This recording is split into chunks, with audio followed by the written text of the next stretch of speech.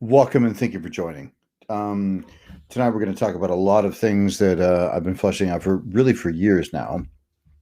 Um, and this is all in support of, I'm promoting a course in April called The Column of Iron and Light. But this is really work I've been working on for, well, you could say all of my life. And I've been engaged in personal development for 30 years now. 28? Let's call it 30. And I want to talk about a few concepts in terms of what the evolutionary gentleman means. I want to talk about purpose and polarity. I'm going to talk about what a full spectrum lover means. And then I'll talk a little bit about the course. So along this path tonight, I'm going to say a few things. I'm going to talk, abstractly. I'm also going to speak to certain sexual and romantic dynamics that may be challenging for some people. I might quote comics. All of that's going to come into play. So this is an adult conversation for sure. And if you're easily offended, well, you probably shouldn't be around me anyway. But I just want to let you all know that. And of course, I'm here for two reasons always. First, I'm here to support your evolution, whether we ever see each other again or cross paths or not. And I'm also, of course, here to market my services and courses. So that'll be happening as well. So I said I was going to tell you a couple of stories. And I'm going to start with purpose and polarity because it is my experience that men who talk about polarity, who aren't living their purpose, can't possibly have a column of iron and light. They can't possibly be rooted to the earth, also reaching to God or the universe or consciousness or whatever you prefer. I don't really like the word God, but it's a great signifier for certain things. And so if you're talking about purpose and polarity, or if you're talking about polarity, you can't really have clean, healthy polarity in your romantic and sexual dynamics with a woman unless you're living your purpose. Works okay for 9.5 weeks or for a role play or something like that. But unless you're grounded in your purpose, your life purpose, where you're serving the planet in some way, then you're not going to have healthy polarity. It really just shows up as domination, which is fine, but that's force, not power. Now, I've lived all the experiences with dom sub experiences as well, so I'm not saying anything negative about that. I'm saying, in my experience, you can have clean polarity without living your purpose unless it's in a container of a role play or a short-term lover situation. And that's fine. That's just not what we're talking about here. Let me give you a couple of, and by the way, for men going, oh, darn it. If you're living your purpose, the feminine will just surrender to you. Like, you walk in and they want to surrender to you, not because you're doing something to them or engaging in some trick or play or dynamic, but because they're like, holy shit, this guy's serving the planet. He's serving the universe. That's so sexy. And as I mentioned, I see people joining. As I mentioned, I'm going to talk about a lot of adult dynamics here. Sploosh. I mean, immediately they want to surrender, and that's true polarity. It's also contextual, though. My ex-wife is a surgeon. I wouldn't walk into the hospital and expect to lead. She was competent in that area. So the context we're talking about is sexual and romantic, just to be clear. But let me tell you a couple of stories. I remember having a lunch with my good friend Triambika Vengochea about 10 years ago. And I was with my girlfriend at the time, used to be an Air Force JAG, which is I actually don't know what JAG stands for. She was a lawyer for the Air Force. And she said, you're the first man I ever felt I could surrender around. You're the first man I ever felt I could relax into my feminine with. Now, I didn't do anything to have that. I was just embodying my purpose. I was living some purpose. It was embodied in me. And Triambika, and I'll never forget this, she said, well, a woman would be stupid not to just relax into her feminine around you. It's not because of any dynamic I was playing with or any trick I was doing in relationship. It's because I was living my purpose. And it was always healthy. So it never felt off to the women. It always felt clean. It always feels healthy. It always feels just natural. And I don't, I'm going to assert, because, I invented Evolutionary Gentleman. I'm going to assert you cannot be an evolutionary gentleman unless you are living your purpose. But at the same time, polarity happens as a natural outgrowth, as a result. And so it just unfolds. So you don't have to try to do anything. And that's the best part about it. Not only do you get to serve the planet, but also polarity just occurs as a result. Even powerful women. My ex-wife's a surgeon. She gave me the same feedback as that Air Force JAG girlfriend, that they just felt like they could naturally surrender into their feminine around me. They would blush. They would, like I had one girlfriend tell me that I was the first guy she let drive her car, like stuff like that. Because there's a lot of fuzzy-headed guys. And so your general competence, your intentionality, and your focus on purpose first will always, always, always have the feminine surrender. Now, you have to distinguish your purpose. And I assert it's probably something you've already been doing. And that just needs to be distinguished. And it's always in service of other, by the way, capital O.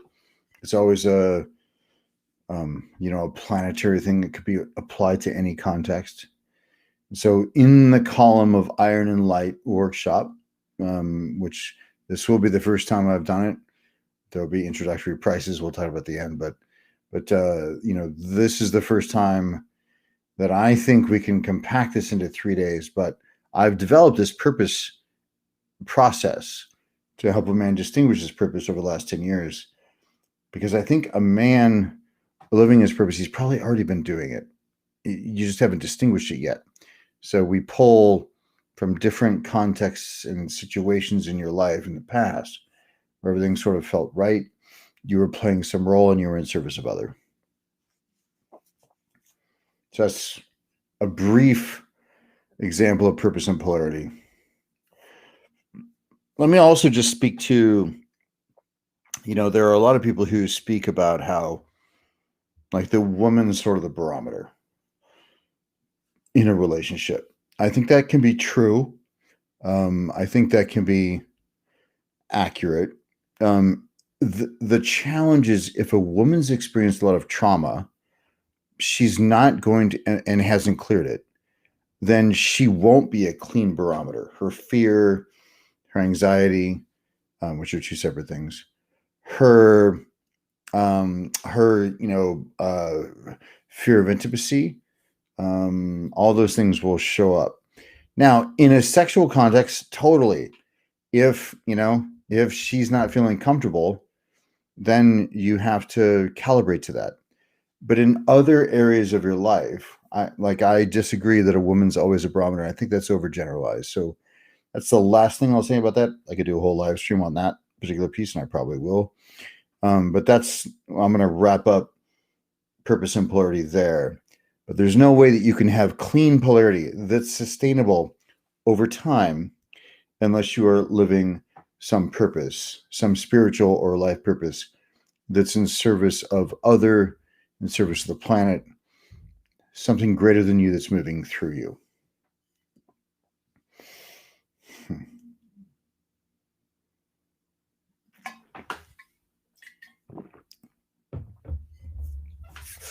The next one is a little more challenging for me because, and I actually reached out to one of my colleagues today. I'm used to having things build on each other, holarchical structures, holonospheres, if you will. Like each one transcends and includes the other. Each one builds on the previous. And these next two, I'm a little confused, to be honest. It's the first time in the last 25 years I've been confused about which sequence it should be developed. And so a full spectrum lover and an evolutionary gentleman, if you will. I mean, purpose and polarity is your grounding. Polarity comes from naturally from living your purpose. And I mean, there's other things like accepting your own desires and being able to communicate that, owning what you want, being able to say that directly, being able to express your desires. But it gets into this very chicken and egg experience, or so I'm going to speak about evolutionary gentleman and also being a full spectrum lover. What does that mean? First of all, to be an evolutionary gentleman, you can't be a full spectrum lover without being an evolutionary gentleman, but you can't be an evolutionary gentleman without being a full spectrum lover. And so it's going to be this sort of infinity cycle, I think, right now. It's currently the way I'm visualizing it. It starts with so many things. We already have your purpose and polarity. We already have the fact that you're living some purpose that will, and that you are, I'll say, right with yourself. Like you, now to be a full spectrum lover, first of all, you have to have cleared out your shadow or reintegrated your shadow. You have to have cleared out your shame. You have to have advanced communication skills. You have to be able to calibrate with subtleties, non-verbally, energetically, and physically to your lover. You have to be aware of her anatomy. You have to be able to have a lack of attachment to any outcome while still being intentional and giving her your attention fully. You have to be able to do all of those things at will without any pressure or without any fear about whether she'll think you're weird or not, without any upset if things don't go the way you think they might, whether it's they're late or whether that's they suddenly contract in a moment when you're in bed together, all those things. But also you have to be able to, a full spectrum lover can play her body like the resonant Stradivarius that it is, the beautiful instrument that it is, the glorious, like the the harpsichord of God, or whatever you want to call it. And for me, there's nothing more inspiring than the feminine. There's nothing more nourishing. There's nothing. But if you don't have that purpose and polarity in place already, then it becomes a subject object game. That's not what I support nor what I'm speaking about. To have true, a full spectrum lover can both, like, while you're making love to her, you can be crying onto her face. And you can also fuck her till her eyes cross. Those are both necessary components, and that's the scope of it with a full spectrum lover.